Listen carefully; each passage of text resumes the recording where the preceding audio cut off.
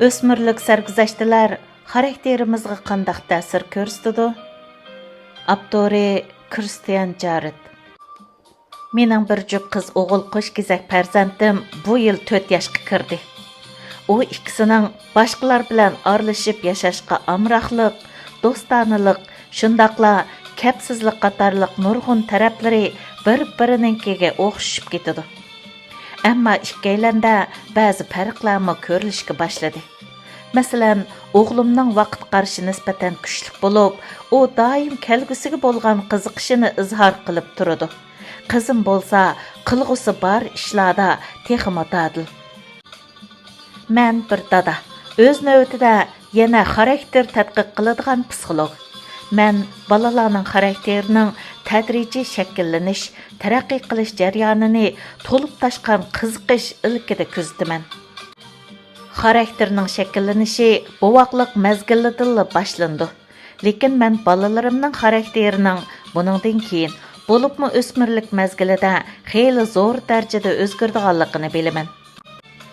Kishilarning o'smirlik mezgilidagi o'zgarishi favqulodda tez bo'ladi. Shu vajidan tunish nevrografiyasi mutaxassisi va o'smirlar mengi mutaxassisi Sarah Jane Blackmore yaqinda o'smirlik mezgilida ifodalangan alayda xirisni mukammal bo'ron deb atagan bo'lib, u bu mezgilda hormon o'zgarishi, nervi o'zgarishi, ijtimoiy o'zgarish va turmush besimi qatorliq bir qancha jihatning tangli avj oladiganligini o'ttirib qo'ydi. Halbuki Blackmore bularning orasiga xarakter o'zgarishi degan bir turnimi qo'shib qo'ysa tamoman bo'ladi. Bizning mijoz xarakterimiz bu vaqtliq mezgilidan balaliq mezgilning oxirgi bosqichigacha nisbatan turaqliq bo'ladi. Tafakkur, qilmish va hissiyotni ifodalash usullarimizmi ham shundoq. Andin xarakter, ya'ni o'smirlik mezgilidagi jiddiy o'zgarishlardan keyin o'smirlik mezgilining oxirgi bosqichidan yetilish davrigacha bo'lgan oraliqdimi turaqlashishga qarab yuzlanadi. Halbuki xarakterdagi bu xil turaqlashish yuzlanishi o'smirlik mezgilida namoyon bo'lmaydi. Biz xarakterga ta'sir qiladigan barliq elementlarning to'limi mo'yim ekanligini bayqaymiz. Uzoq muddatlik tadqiqotlardan ma'lum bo'lishicha, kishi o'smirlik mezgilida ifodalagan xarakter alayidliklari uning ilmiy sohada muvaffaqiyat qozonish, qozonolmasligi, ishsizlikqa duch kelish, kelmasligi qatorliq kelgusidagi har jihatdagi hayotlik yo'nalishidan bishorat bera oladi. Xarakter o'zgarishi o'smirlik mezgili bilan cheklanmaydi. Agar bu jihatdagi nazar doiramizni butkul hayotlik musofasiga kengaytsak, shuni ko'ra olamizki, yaxshi xarakter alayidliklari izchil eshish yuzlanishini ifodalaydi. Masalan, insonlarning yashining eshishiga ergishib, kishilarning o'zini tizginlash iqtidori kuchaydi. Bekinib olish psixikasi ojizlaydi. Shundaqla odam va narsalarga texmi do'stona muomala qiladigan bo'ladi. Psixologlar bu hodisani yetilish qonuniyati deb ataydi. Agar siz 20 necha yoshlardagi g'ururi kuchlik ham safra yigit bo'lsangiz, shuni mamnunlik ilkida bayqaysizki, agar sizning xarakteringiz tipik qonuniyat bo'yicha taraqqiy qilsa, yeshingizning cho'ng'ishiga ergishib, siz bargan siri royishlashib ketasiz. Ammo o'smirlik mezgilidagi bolalarga nisbatan bu ancha yaxshi xabar emas. Chunki bu vaqtda xarakter qalaymaqanchiligi o'z ta'sirini ko'rsatishga boshlaydi. Tövəndə biz nəzərimizni bir türlük tədqiqatqa ağdıraylı. Məzkur tədqiqatның obyektləri Gollandiyalik ösmürlər bulub, ularning arasındakı ən kichigi 12 yaşda idi. Ular 2005 yilidan başlapla uda 6-7 yil xarakter sınıqıga qatnaşqan. Bu tədqiqatqa qatnaşqan o'g'illarning o'smirlik mezgilining dastlabki bosqichidagi astoydil ish qilish, ya'ni ishlarni tartiblik va o'z-o'ziga talabchan bo'lgan holda tamomlash darajasi tövalligan. Qizlarning nervi sezgurligi tövalligan, ya'ni boshqacha qilib aytganda kayfiyati turaqsizlashgan. Bu bayqashlar bizning o'smirlik to'g'risidagi ularning yataqlari qalaymaqan turdi, kayfiyati oson davolg'uydi degandek ba'zi mavjud qarashlarimizni quvvatlagandek qiladi. Ammo yaxshi yeri shuki, xarakterdagi bu xil chekinish vaqtliq bo'lib, Gollandiyada ilib berilgan mazkur tadqiqotning natijasida ko'rsatilishicha, o'smirlik mezgiliga qadam qo'yishdan ilgirki ijtimoiy xarakter yuzlanishi o'smirlik mezgilining oxirgi bosqichida asliga keladi ekan. Ota-onalar va o'smirlar birdak bu xil o'zgarishlarning ko'rilganligini muayyanlashtirdi. 2017 yili ilib berilgan bir tadqiqotda Germaniyadagi 2700 nafar o'smir tekshirilgan bo'lib, mazkur tadqiqotning natijasi kishini hayron qoldirdi. Masalan, o'smirlarning zodi qanchalik o'zgarganligi to'g'risida ota-onalarning bahasi bilan bolalarning o'z-o'ziga bergan bahasi o'ttirsida xeyli cho'ng farq chiqqan. Mazkur o'smirlar ayrim holda 11 yosh va 14 yosh vaqtda o'z-o'zining xarakterini baholagan. Ularning ota-onalarimo mushu vaqtda 2 qatim o'z farzandlarining xarakteriga baho bergan. Ammo bu ikki tarafning baholari orasida xeyli cho'ng farq ko'rilgan. Masalan, ota-onalarning nazarida farzandlarining ilgirgidek do'stona bo'lmayotganlik darajasi balalarning o'zlarining nazardagidan xeyli kuchli bo'lgan. Yana masalan, mazkur tadqiqotga qatnashgan o'smirlar o'zlarini barg'ansir ochiq mijoz bo'lib ketgandek his qilgan bo'lsa, ota-onalar ularni barg'ansir ishmijozlashib ketayotgandek his qilgan.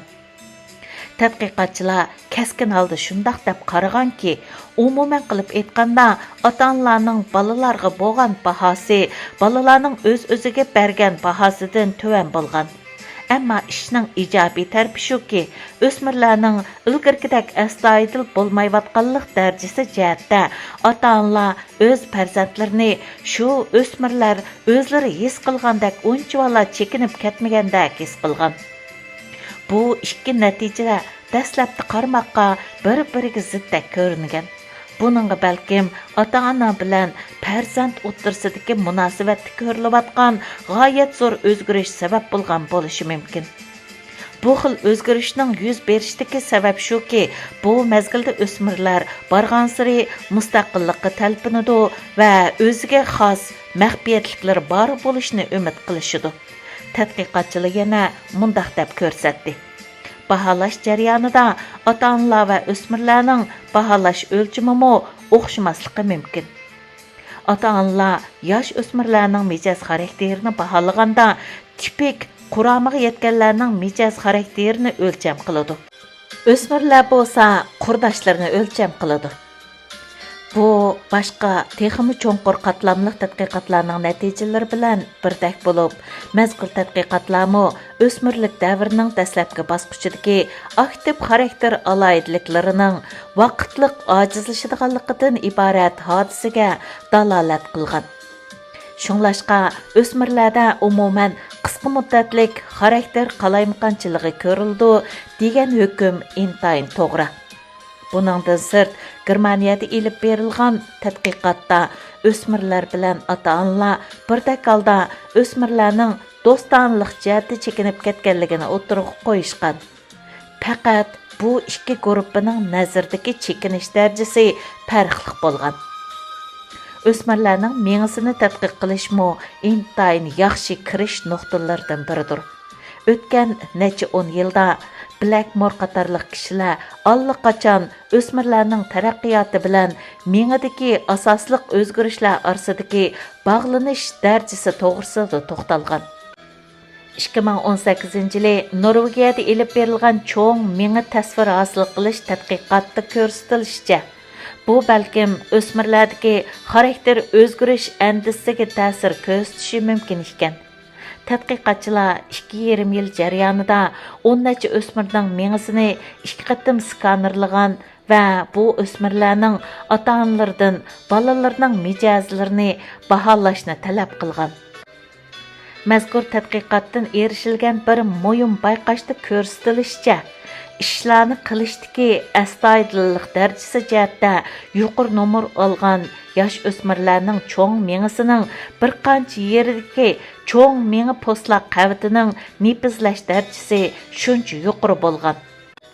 Yana shuningdek, hissiyotining turaqliqligi jihatda yuqori nomer olgan o'smirlarning cho'ng mengi postlar qavitining nipizlash darajasi mo shuncha yuqori bo'lgan. Halbuki bu sohadagi tadqiqotlar amdilardan boshlanyotidi. Ammo tadqiqotchilar xarakter alaydiligidagi cho'ng farqlar o'smirlik davridagi cho'ng menga postlar qavitining yetilishi bilan qisman munosabatlik bo'lishi mumkin deydi. Boshqacha qilib aytganda, o'smirlik mezgilida cho'ng mengidagi kulrang moddaning o'zgarishi kishining hissiyoti va qilmishiga ta'sir ko'rsatishi mumkin. Albatta, o'smirlik davridagi besim va o'ng'ussizlik qatorliq boshqa tashqi omillarning xarakter o'zgarishi bilan murakkab bog'lanishi bor. O'smirlar muqarrar holda turli besimlarga duch keladi.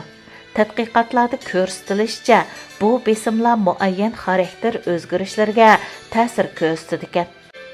2017 yildagi bir turlik tadqiqotda tadqiqotchilar 8 yoshdan 12 yosh orasidagi bolalarga qarata xarakter siniqi elib borgan. Hamda ayrim holda 3 yil, 7 yil va 10 yildan keyin bu sinoqni takrorlagan. Bu tadqiqotga amerikalik fidoyilar qatnashtirilgan bo'lib, ularning o'smirlik davrida boshdan kechirgan barliq besimlari va ular duch kelgan barliq o'ng'ussizliklar xotirlangan. Bu tadqiqot asosligi shuni ko'rsatdiki, ota-onalarning ajrashishi yoki qatnash vaqasi degandek ishtirokchilarning kontrolligidan hal qilgan mushkulotning darajasi kuchayganda, ularning nervisining sezgurligi vaqtning o'tishiga ergishib tadrijiy kuchaydi ekan. Bu jarayon o'smirlik davrini to'liq o'z ichiga ilib qolmay, yana quramiga yetganga qadar davomlashadi ekan. Ammo ishtirokchilarning o'zining qilmishi yoki qilmishga bevosita munosabatlik bo'lgan o'ng'ussizliklar, ya'ni masalan, nomuvofiq qilmish sababidan maktabdan qo'g'lanish degandek xarakterga texmi bak salbiy ta'sir ko'rsatadi ekan. Bu xil ta'sirlar tuvandikilarni o'z ichiga oladi. Vaqtning o'tishiga ergishib, nervisining sezgurligi kuchaydi. Astoydillik va do'stonlik darajasi tuvanlaydi. Tadqiqotchilar o'smirlarning o'zi sodir qilgan nachar qilmishlar tufaylidan kelib chiqqan o'ng'ussizliklar ularga texmi ko'p besim ilib kelib, shu orqali xarakterining yetilishiga foydasiz ta'sir ko'rsatadi deb qarashmoqda. Bu yana yoshlarga, bo'libmi besim ostida qolganlarga hissiyot jihatda yetarli ko'ngil bo'lishning passiv xarakter o'zgarishining nachar aylanishini tizginlashga yordami bo'ladiganligini ko'rsatib berdi. Ammo o'smirlarning xarakterdagi o'zgarishlarning hammasi salbiy emas. Yana ba'zi tadqiqotlar o'smirlarning xarakterining o'zgarishiga aktiv ta'sir ko'rsatadigan omillarga markazlashgan. 2013 yili Shveysariyada bir yilga so'zilgan bir tadqiqot ilib berilgan.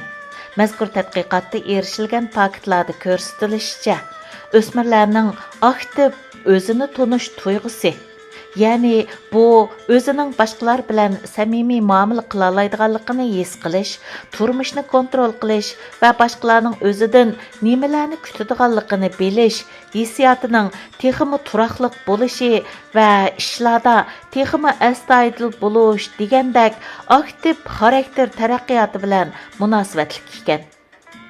Uningdan boshqa tadqiqotchilar yana maktabda o'qiyotgan mezgilida ifodalangan o'ziga bo'lgan ishonchning aktiv xarakterning yetilishi bilan zich munosabatlik ekanligini payqagan. Kishini texmi hayajonlantiradigan bu tadqiqot natijalari yoshlarning xarakterining yetilishini ilgari surishga texmi qulaylik muhit yaratish to'g'risida yeb uchi bilan ta'minlaydi. Bu usul yanama ilgirlagan holda yo'lga qo'yishga arziydi. Chunki o'smirlarning mijoz xarakteri ularning kelgusi turmush tajribasidan derak bera oladi. 4000 dan ortiq o'smir qatnashgan bir tadqiqotda ko'rsatilishicha, astoydillik darajasi jihatda natijasi tuvan bolalarning kelgusida ishsiz qilish nisbati astoydillik darajasi yuqori bolalarnikidan 2 hassa yuqori bo'ladi ekan. Biz yoshlarning o'qish ahvoliga ziyoda ahamiyat berib, ularning imtihondan o'tishiga kuchaymiz. Halbuki biz kam deganda shuningga sarf qilganchilik zehnimizni ularning yaxshi xarakter yetildirishiga yordam qilishga sarf qilishimiz kerak. Mening qo'shkizak bolalarim meni bu sohada cho'nqurlab izlanishga undamoqda. O'tkir Almas tarjimasi. Manba Uyg'urlar Tor jurnalining 26 sonidan ilindi.